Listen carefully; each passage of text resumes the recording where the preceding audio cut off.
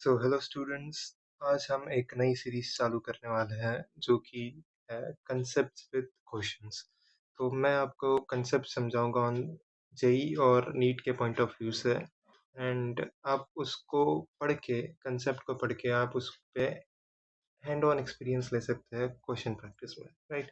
तो मैं आपको साथ ही साथ क्वेश्चन प्रैक्टिस भी कराऊंगा, कंसेप्ट भी कराऊंगा in a short period of time, ताकि आपका टाइम भी बचे और आपका कंसेप्ट भी क्लियर हो जाए।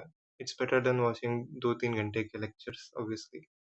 तो यहाँ पे हम जो थियरी लेंगे वो हम लेंगे एच सी वर्मा की मोस्टली, लाइक पूरी नहीं, मोस्टली हम एच सी वर्मा की लेंगे, लाइक उसको हम लोग रेफरेंस मानेंगे ताकि आपका जो थियरी हो वो लेजिट हो और आपको उस पर लाइक थोड़ा सा भरोसा हो कि मैं जो थियरी पढ़ा रहा हूँ it's like legit and like good for you. तो लेट्स गेट स्टार्टेड। तो अभी हम जो चैप्टर ले रहे हैं वो है आपका वर्क, पावर एंड एनर्जी। तो इस लेक्चर में हम वर्क का ब्रीफ आइडिया लेंगे, उसके ऊपर हम 3-4 क्वेश्चंस करेंगे और आपको एक क्वेश्चन में होमवर्क भी दूंगा। तो लेट्स गेट स्टार्टेड। तो हमें वर्क का डेफिनेशन क्या दिया है, इधर पे हमको वर्क क्या बताया गया है। Whenever a force acting on a body displaces it, work is said to be done by the force। क्या मतलब हुआ, अगर मैं एक ऑब्जेक्ट पे इधर एक फोर्स लगा रहा हूँ F, सपोज मैं एक लगा रहा हूँ फोर्स F। अब फोर्स लगाया तो सपोज इसने डिस्प्लेस किया कुछ D, इसमें क्या किया, डिस्प्लेसमेंट कुछ D डिस्प्लेसमेंट किया। अब बॉडी पे फोर्स लगा, उसकी वजह से उसने क्या किया, डिस्प्लेसमेंट किया। बॉडी पे फोर्स लगा और बॉडी ने डिस्प्लेसमेंट किया, तो मैं ये कह सकता हूँ कि इस बॉडी ने वर्क किया है। फिर से बोलता हूँ, अगर कोई बॉडी पे लग रहा है और वो बॉडी डिस्प्लेसमेंट कर रही है तो इसका मतलब मैं ये बोल सकता हूँ कि वो बॉडी ने वर्क किया है। ठीक है, तो इसको थोड़ा आप न्यूमेरिकल वैल्यू में समझ सकते हैं। जैसे कि सपोज मैंने लगाया इधर 50 न्यूटन का फोर्स और वो बॉडी ने डिस्प्लेस किया 50 सेंटीमीटर, राइट। 50 न्यूटन का फोर्स लगाया और बॉडी ने कुछ इधर डिस्प्लेस किया और ये डिस्टेंस होगी आपकी 50 सेंटीमीटर। तो आप वर्क डन को क्या डिफाइन करते हो, आप 9वीं क्लास में पढ़ के आए हो। वर्क डन क्या होता है, फोर्स इंटू डिस्प्लेसमेंट। तो यहाँ पे आपका फोर्स कितना है 50 न्यूटन, डिस्प्लेसमेंट कितने है 50 सेंटीमीटर, उसको हम मीटर में लेंगे तो हो जाएगा 0.5। इसको सॉल्व करोगे तो आपका आंसर आएगा 25 joule. Joule is a unit of your work. ठीक है, ये आप 9वीं क्लास में करते थे, सिंपल सा फोर्स के डायरेक्शन में डिस्प्लेसमेंट लगाया और आपका आंसर आ गया डायरेक्टली। अब आप थोड़े बड़े हो गए हो, अब 11th क्लास में आए हो तो आपको अलग तरीके से भी सोचना पड़ेगा इसको। 9th में नहीं बताते हैं, बट आपको इसमें अभी कंपोनेंट्स भी लेने, क्योंकि force is a vector quantity.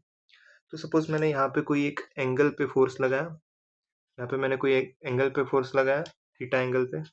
तो थीटा के साथ वाला जो फोर्स हो गया वो क्या हो गया, F cos theta, right. Theta के साथ वाला फोर्स क्या हो गया, एफ कॉस थीटा। कोई भी वेक्टर है कोई भी एंगल पे, तो उसका जो कंपोनेंट थीटा के साथ होता है उसको हम कॉस थीटा बोलते हैं। ठीक है, और ये वाला आपका हो गया sine theta, F sine theta, right. ये बेसिक सी बातें हैं। अब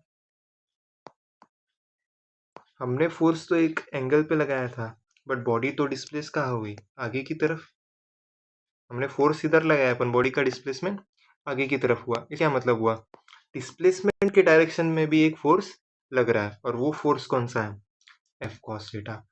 ये फोर्स डिस्प्लेसमेंट की डायरेक्शन में लग रहा है, तो ये कौन सा फोर्स है, एफ कॉस थीटा। तो आपका जो वर्क डन हो जाएगा अगेन क्या हो जाएगा, F cos theta into displacement. Force की डायरेक्शन में, डिस्प्लेसमेंट की डायरेक्शन में जो फोर्स लग रहा है उसे ही हम बोलते हैं एफ कॉस थीटा, और उसको ही हम वर्क डन में ये फॉर्मूले में लेंगे। तो ये क्या हो जाएगा, एफ एस कॉस थीटा, और इसको हम क्या लिख सकते हैं, डॉट प्रोडक्ट के फॉर्म में एफ डॉट एस, दोनों क्या है, वेक्टर क्वांटिटी। तो वर्क डन का जो नया फॉर्मूला आपका निकल गया वो क्या हो गया, एफ डॉट एस, राइट। अभी अगर आपका डिस्प्लेसमेंट भी जीरो हो गया, अगर आपका डिस्प्लेसमेंट जीरो हो गया तो आपका वर्क डन भी क्या हो जाएगा, जीरो हो जाएगा। तो वर्क डन के लिए क्या जरूरी है, डिस्प्लेसमेंट जरूरी है। ठीक है, तो यहाँ से आपको बेसिक आइडिया आ गया। अगर कोई हम एंगल पे फोर्स लगा रहे हैं तो उसके हम कंपोनेंट्स लेंगे, और कंपोनेंट कौन सा लेंगे, जो फोर्स की डायरेक्शन में होगा। Work done by constant force F D cos theta, यहाँ पे क्या लिया था, डिस्प्लेसमेंट का कंपोनेंट लिया था, पहले हमने क्या लिया, फोर्स का कंपोनेंट लिया था। अब यहाँ पे आप देख सकते हैं रियल लाइफ एग्जांपल हो गया, आप कोई एक ट्रॉली को खींच रहे हो, अपने फोर्स इधर लगाया, अपन डिस्प्लेसमेंट कहाँ हो रहा है, आगे की तरफ, राइट। तो किसकी वजह से हो रहा है, फोर्स के कंपोनेंट की तरह वजह से, जो कि डिस्प्लेसमेंट के डायरेक्शन में है। अब यहाँ पे हम क्या पढ़ रहे थे? Constant force, right? ये सब क्या पढ़ रहे थे हम? कांस्टेंट फोर्स पढ़ रहे थे। अब what if the force becomes variable? अब वेरिएबल फोर्स आ गया तो हम क्या करेंगे? तो अगर वेरिएबल फोर्स आ गया तो अब उसका डायरेक्शन भी बदलेगा, मैग्नीट्यूड भी बदलेगा। तो अगर हम ग्राफ को देखें, ये किसका ग्राफ है? फोर्स और डिस्प्लेसमेंट का ग्राफ, राइट? तो फोर्स और डिस्प्लेसमेंट का ग्राफ दिया हमें, तो इसका एरिया हम क्या देगा? वर्क देगा। इसका एरिया में क्या देगा? वर्क देगा। इसकी एक ट्रिक बनाई है मैंने ग्राफ की। अगर जब भी आपको एरिया निकालना हो तो आप क्या करना, जो भी क्वांटिटी वाई एक्सिस में है उसको किससे मल्टीप्लाई कर देना? एक्स एक्सिस से। तो आपका जो एरिया है वो निकल जाएगा। तो अभी यहाँ पे हमारा वाई एक्सिस पे क्या है? फोर्स है। अब फोर्स को किससे मल्टीप्लाई कर रहे हो आप? एक्स एक्सिस में क्या है? डिस्प्लेसमेंट है। तो यही क्या आ गया आपका? वर्क आ गया। यानी ये ग्राफ का जो आपका एरिया है वो क्या मिल गया आपको?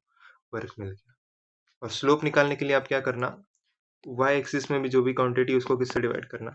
एक्स एक्सिस से। तो इससे आपको क्या मिल जाएगा? स्लोप मिल जाएगा। ठीक है, छोटी सी ट्रिक है, मतलब मोस्टली काम कर जाती है। बाकी बाद में आपको इक्वेशन से ही सॉल्व करना पड़ेगा, y equal to m x plus c and all. ठीक है, अगर स्ट्रेट लाइन हो। फिर अभी अगर वेरिएबल फोर्स हुआ तो यहाँ देखो, यहाँ पे दो फोर्स लग रहे हैं, F1 F2, दो पोजीशन के लिए, राइट? दो डिस्प्लेसमेंट के लिए दो फोर्स है, वेरिएबल फोर्स है। तो अभी अगर हमको वेरिएबल फोर्स के लिए के वर्क निकालना हो तो हम पहले लेते हैं भाई एक छोटा सा एलिमेंट dr, एक छोटा सा डिस्प्लेसमेंट का एलिमेंट लेते हैं dr। अब वो छोटे से एलिमेंट के लिए एक छोटा सा फोर्स लगेगा, छोटा f, ठीक है, जो कि हम कांस्टेंट मानते हैं। फॉर स्मॉल डिस्प्लेसमेंट आप जो फोर्स मानते हो उसको क्या मानते हो आप? कांस्टेंट मानते हो। फिर आप इसको एक साइड से इंटीग्रेट कर दोगे तो ये क्या हो जाएगा? D omega equal to F dot d r. अब इसको आप इंटीग्रेट करोगे। अब आते हैं आपका quick revision again, nature of work done. अगर आपका थीटा 90 से छोटा है तो आपका वर्क डन क्या है? पॉजिटिव। अगर आपका थीटा 90 से बड़ा है तो आपका वर्क डन क्या होगा? नेगेटिव। क्योंकि कॉस थीटा की वैल्यू पे जाते हैं, आप ट्रिग्नोमेट्री पढ़े होंगे। अगर कॉस थीटा की वैल्यू 90 से ऊपर होगी वो कहाँ आ जाएगा? सेकंड क्वाड्रेंट में। और सेकंड क्वाड्रेंट में वो क्या हो जाएगा? नेगेटिव हो जाएगा। ASTC पढ़े होगा तो आप, ठीक है। और फिर जीरो वर्क में क्या हो जाएगा? एंगल क्या हो जाएगा? 90। ये फोर्स का एंगल और ये डिस्प्लेसमेंट का एंगल। तो आपका वर्क डन क्या हो जाएगा? जीरो, क्योंकि कॉस 90 क्या हो जाता है? जीरो हो जाता है। इसका एक एग्जांपल देख लो। अगर आप ऐसे अपने स्ट्रीट वेंडर्स देखे होंगे, भेलपुरी वाला जो ट्रेन में आता है, वो सर पे क्या करता है? जो कटोरा जो भी रहता है उसका, उसको ऐसे पकड़ के आगे चलता है। अब रियल लाइफ में तो वो मेहनत करता है, पर फिजिक्स के हिसाब से उसका वर्क डन क्या है? जीरो, क्योंकि उसने फोर्स का लगाया ऊपर की तरफ, पर उसका डिस्प्लेसमेंट कहाँ हो रहा है? आगे की तरफ। तो इन दी एंड उसका जो फोर्स और डिस्प्लेसमेंट का जो एंगल है वो क्या बन रहा है? 90 डिग्री। और कॉस 90 क्या होता है? जीरो। तो फिजिक्स के हिसाब से उसने क्या किया? जीरो। वर्क डन क्या किया उसने? जीरो किया। बट ऑब्वियसली उसने वर्क किया था रियल लाइफ में, उसने अपनी एनर्जी स्पेंड की एंड ऑल। तो फिजिक्स के हिसाब से तो भाई उसने जीरो वर्क डन किया था। ठीक है, तो आपको ये क्विक समरी मैंने बहुत ही कम से कम टाइम में इसको समझाने का ट्राई किया। होप आपको ये समझा हो। अब इसी के बेसिस पे हम क्वेश्चंस भी कर सकते हैं। मैं कुछ क्वेश्चंस लेके आया हूँ, जैसे कि ये वाला।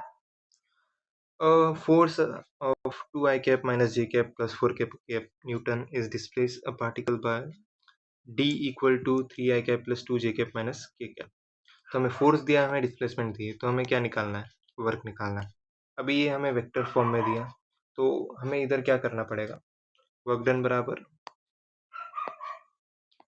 बराबर F dot S. Work done बराबर क्या होता है? F dot S. हमें अभी यहाँ पे डॉट रख करना है, तो मैं इसको ऐसे लिख सकता हूँ। फोर्स हमें दिया है 2i माइनस जे प्लस 4k। डिस्प्लेसमेंट हमें दिया है 3i plus 2j minus k। इसको सॉल्व करोगे आप, 2 3 6, आई से आई मल्टीप्लाई किया। अब ये क्या हो जाएगा? माइनस 1 इंटू टू क्या हो जाएगा? -2। -4 इंटू 1 क्या? +4 इंटू -1 हो जाएगा -4। तो ये क्या हो रहा है आपका? 0। 6 माइनस 2 4, 4 माइनस 4 0। तो आपका वर्क डन क्या हो गया? 0 हो गया ये केस में। समझा? Next question. A body of mass m is displacement point 312 433 under the effect of force इतना। तो अभी यहाँ पे हमें डायरेक्ट डिस्प्लेसमेंट नहीं दिया है, हमें क्या दिया है, इनिशियल पोजीशन और फाइनल पोजीशन। तो मैं इनिशियल पोजीशन को मैं बोल देता हूँ भैया, सपोज r1 बराबर दिया हमें 3i कैप प्लस जे कैप प्लस 2k कैप, इसको हम एक्स वाई जेड के फॉर्म में लिख सकते हैं। तो वो हो जाएगा आई कैप जे कैप और के कैप। और आपका जो दूसरा पोजीशन दिया, इसको हम फाइनल पोजीशन या फिर R2 भी बोल सकते हो, वो क्या दिया, 4i cap plus 3j cap plus 3k cap दिया है।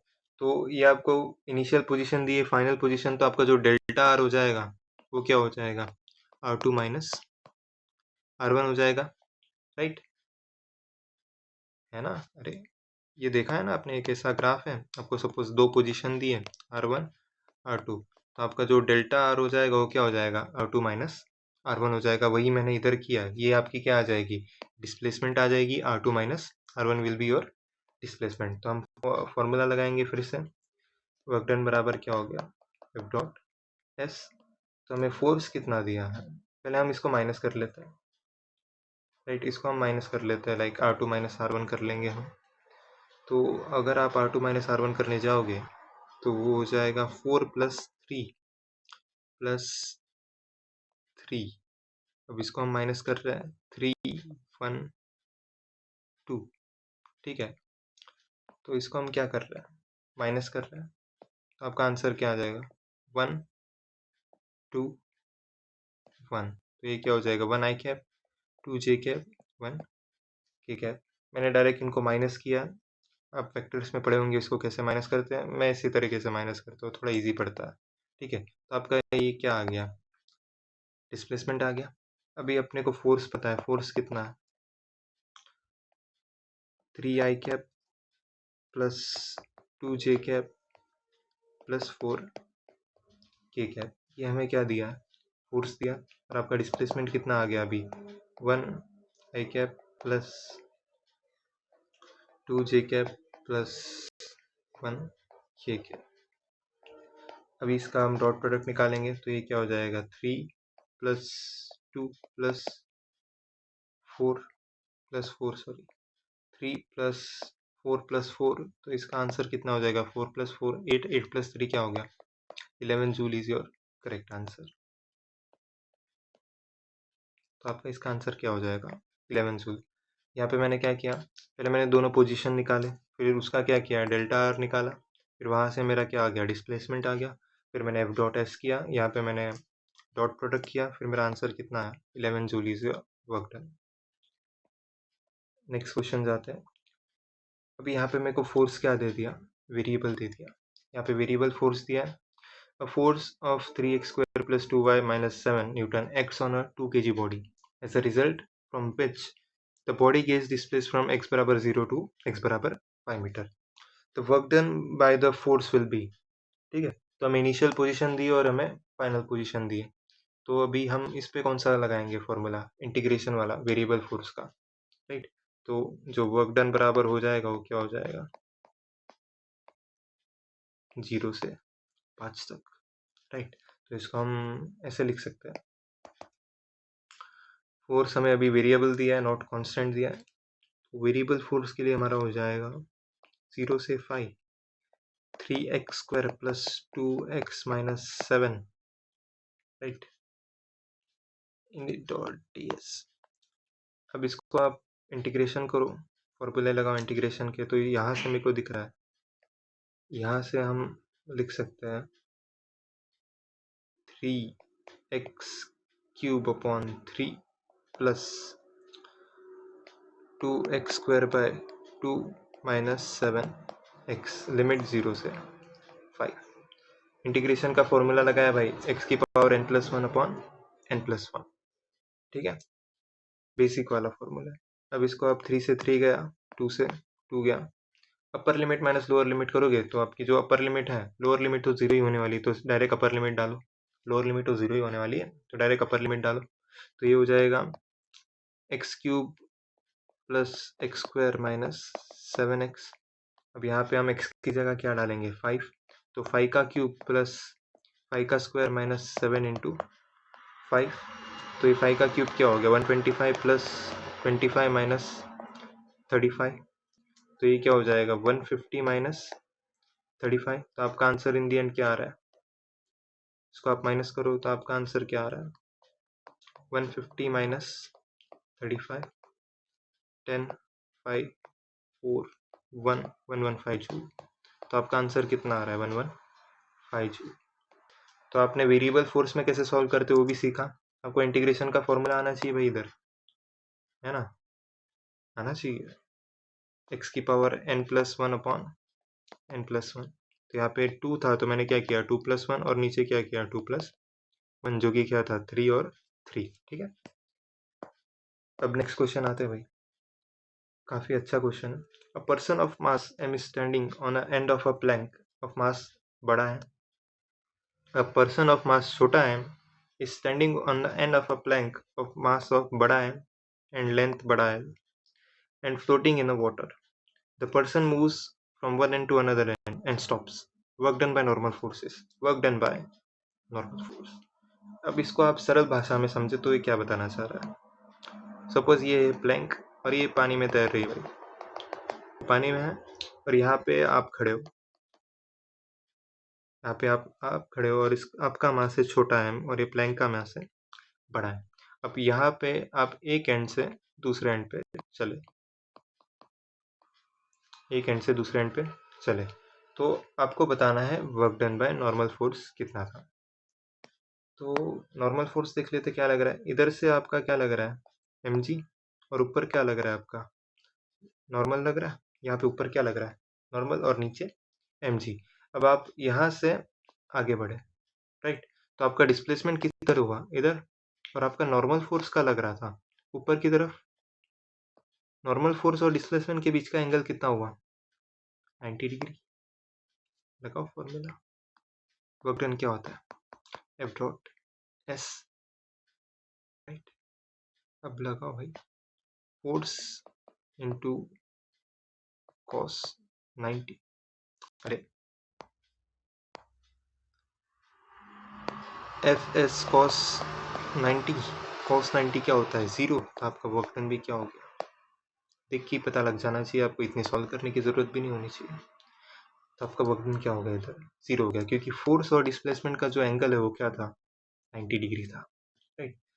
अब ये क्वेश्चन है, ये आपका होमवर्क कह सकते हैं, आप इसको सॉल्व करने का ट्राई करिए। काफ़ी आसान क्वेश्चन है एंड काफ़ी अच्छे कोचिंग का मटेरियल का क्वेश्चन है। पता नहीं, लाइक मैं नाम नहीं बोलूँगा ताकि कॉपीराइट ना आए। सो ये वीडियो के लिए इतना ही था।